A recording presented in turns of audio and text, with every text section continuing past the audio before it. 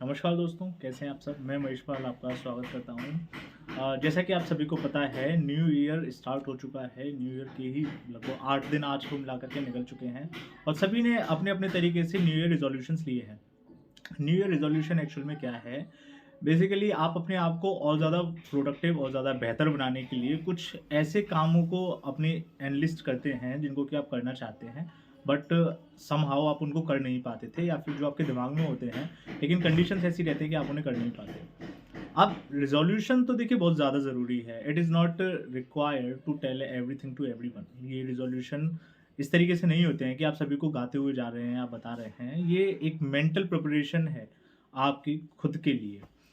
लोग अलग-अलग तरीके के रिज़ॉल्यूशंस लेते हैं। कुछ लेते हैं फिटनेस ट्रांसफॉर्मेशन का रिज़ॉल्यूशन, कुछ लेते हैं मेंटल ट्रांसफॉर्मेशन का रिज़ॉल्यूशन। स्टूडेंट्स जो होते हैं वो पढ़ने का रिज़ॉल्यूशन लेते हैं। जो नई यूथ जनरेशन में जो लोग रहते हैं, they take resolution of getting job, है ना? कि जॉब लगे इस बार। इस तरीके के कई सारे रिज़ॉल्यूशंस होते हैं। तो आज की इस वीडियो में मैं आपको बताऊँगा कि न्यू रिज़ॉल्यूशंस के क्या-क्या ऐसे आइडियाज़ हो सकते हैं, जो कि आपकी लाइफ़ को पूरे तरीके से ट्रांसफ़ॉर्म कर सकते हैं।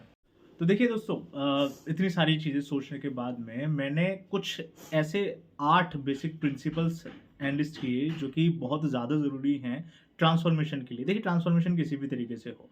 ट्रांसफॉर्मेशन का मतलब ये होता है कि you will be completely unrecognisable. आप जो पहले थे, आप जैसे पहले थे, आप अब वैसे नहीं हैं। आप पूरे तरीके से बदल चुके हैं। तो उस लिस्ट में जो सबसे पहला प्रिंसिपल मैंने रखा, दैट्स एक्चुअली एक पॉइंट इस तरीके से आप समझिए कि no need to tell everything to everyone, right? आपको सारी बातें हर किसी को नहीं बतानी है। लोगों को आपको सिर्फ उतनी ही इन्फॉर्मेशन देनी है, उतना ही बताना है जितना कि वो पूछें। बिकॉज़ इसके 2 फ़ायदे हैं। क्यों? क्योंकि अगर आप उन्हें ज़रूरत से ज़्यादा बता दोगे, तो आपकी नॉलेज की कोई वैल्यूएशन नहीं रहेगी। दूसरी चीज़, वो आपकी नॉलेज जो होता है ना कि न ज्ञान बाँटने से बढ़ता है, लेकिन वहाँ पर बाँटने की ज़रूरत नहीं है, जहाँ पर ज्ञान की ज़रूरत ही नहीं है। पूरी तरीके से ज़रूरत है टू प्रिज़र्व योर प्राइवेसी। आपको सारी बातें हर किसी को नहीं बतानी है। इसी प्रिंसिपल में जो दूसरा पॉइंट आता है वो ये रहता है, आपने एक थॉट सुना होगा कि surround yourself with the leaders, है ना? कहते हैं, हिंदी में कहते हैं कि संगति का असर देखने को मिलता है। Actually it is. तो एक बेसिक प्रिंसिपल जो दूसरे नंबर पे जो मैंने एनलिस्ट किया वो ये रहा कि आपको अपने पास में इस तरीके के लोगों से सराउंडेड रखना है जिनके पास में इनोवेटिव आइडियाज़ हों। इनोवेटिव आइडियाज़ जैसे नए बिज़नेस के बारे में आइडियाज़ हों, इनोवेटिव आइडियाज़ जैसे कि नए-नए इन्वेस्टमेंट के बारे में आइडिया हों, जिम के बारे में, डाइट के बारे में। एक्चुअल मेन चीज़ निकल कर के आती है सेल्फ डेवलपमेंट की, कि ऐसे लोगों की संगति रखिए जो कि कहीं न कहीं सेल्फ ओरिएंटेड हों। सेल्फ ओरिएंटेड का मतलब सेल्फिश बिल्कुल भी नहीं है। सेल्फ ओरिएंटेड का मतलब ये है कि खुद पर फ़ोकस करें और अपने आप को पहले से बेहतर और बेहतर बनाए चलें। इसमें जो तीसरा प्रिंसिपल एनलिस्ट किया वो ये रखा कि be uncomfortable to yourself to become more comfortable in upcoming years. मतलब कि जब तक आप अपनी आरामदायक ज़िंदगी में रहोगे, जब तक आप अपने कंफर्ट ज़ोन से बाहर निकल कर के नहीं आओगे, you will not change even your schedule, right? दुनिया बदलने की बात तो बहुत दूर की है। तो इस चीज़ को भी अपने दिमाग में पूरी तरीके से बैठाइए कि अगर आपको एक्चुअल में ट्रांसफॉर्मेशन चाहिए तो आपको अपने आप से थोड़ा-सा हार्श बिहेवियर, थोड़ा-सा अपने लिए स्ट्रिक्ट, डिसिप्लिन्ड मैनर में काम करवाना बहुत ज़्यादा ज़रूरी है। इसी लिस्ट में जो चौथा प्रिंसिपल रखा वो ये रखा कि डोंट बी शाय। इसका मतलब ये है कि आपको अपने आप को इंट्रोवर्ट नहीं बनाना है, ठीक है? बाहर निकलिए, अपने लिए नए-नए अपॉर्च्युनिटीज़ बनाइए। I am not saying that कि अपॉर्च्युनिटीज़ के लिए सर्च कीजिए। सर्च करने से कुछ नहीं मिलता। आपको अपॉर्च्युनिटीज़ अपने लिए बनानी पड़ती हैं। आपको नए-नए चांस खुद के लिए क्रिएट करने पड़ते हैं। It must be set in your schedule to become unrecognisable.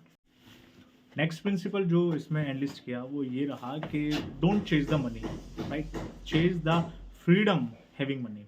मतलब बात निकल करके ये आती है कि आपको ऐसा नहीं है कि आँख बंद करके पैसे के पीछे दौड़ना है। आपको कुछ इस तरीके से काम करने होंगे जो कि आपको साथ के साथ में एक खुशी भी प्रोवाइड करें और अर्निंग भी होती रहे, राइट? मतलब to living happy is actually more important, है ना? कि आप ऐसा नहीं है 9 टू 5 आप कहीं पर जॉब करते हैं और आप उसी से खुश नहीं हैं, ऐसे पैसे का क्या फ़ायदा? क्योंकि फिर उसके बाद में कई तरीके की मेंटल इश्यूज़ भी क्रिएट होते हैं, as you know, with the passage of time. ये सारी चीज़ें भी देखने के लिए मिलती हैं। इसी में जो नेक्स्ट प्रिंसिपल रखा वो ये रखा कि train yourself to not take everything too much personal, right?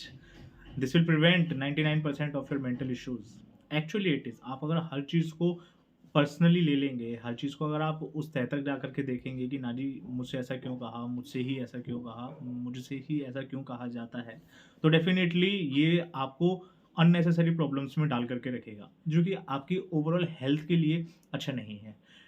Second last principal जो रहता है इसमें वो ये माना गया कि your 9 to 5 job is actually someone's passive source of income, and actually it is. आप जो काम करते हैं कि आप इतने से इतना करेंगे, it will definitely give you some beans कि हाँ चलो ठीक है, उसका थोड़ा सा हिस्सा आपको मिला। बट अगर इसको थर्ड पर्सन परसेप्शन से देखा जाए तो आप किसी के लिए काम कर रहे हैं, सोर्स ऑफ इनकम उनकी ज़्यादा जनरेट करा रहे हैं इंस्टीड ऑफ योर्स। ये चीज़ है। देखिए ये मैंने अभी रिसेंटली कहीं पर सुना था कि नौकरी जो होती है, नौकरी सिर्फ आपके खाने की सब्जी बदल सकती है, आपकी पूरी तकदीर नहीं बदल सकती है। आज में मटर की खाली, कल में छोले की, परसों में पनीर की, सिर्फ यही चीज़ हो सकती है। अगर आपको अपनी लाइफ में एक्चुअल में कुछ ट्रांसफॉर्मेशन चाहिए, देन डेफिनेटली आपको आउट ऑफ द बॉक्स तो सोचना ही पड़ेगा। इसी सीरीज में लास्ट बट नॉट लीस्ट जो एक प्रिंसिपल माना गया वो ये रहा कि you have to take risk this year, right. इस बार आपको रिस्क तो लेना ही पड़ेगा। अगर आप रिस्क नहीं लेंगे तो अगेन आपको आगे तक उसी काम को फिर से दोहराते हुए चलते रहना पड़ेगा, जो कि आप पहले से कर रहे हैं, जिसको करने में आपको बिल्कुल भी फील नहीं हो रहा है कि हाँ कुछ है।